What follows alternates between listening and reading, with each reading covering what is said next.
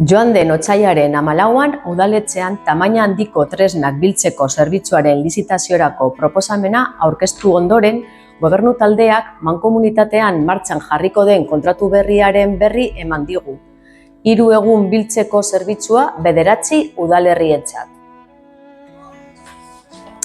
Gueñeseko bilketa egun zehatzen berri eman eta nola funtzionatzen duen ikusteko zain, a priori ez zaigu nahikoa iruditzen dagoen eskaera kontuan hartuta. Hala ere, denbora tarte bat emango dugu zer zerbitzu ematen diguten ikusteko. EH Bildukook uste dugu bilketa udalerrian bertan astero egin behar dela. Hasiera batean urtebetetako lizitazioarekin udal langileek egiteko aukera aztertzen dugun bitartean.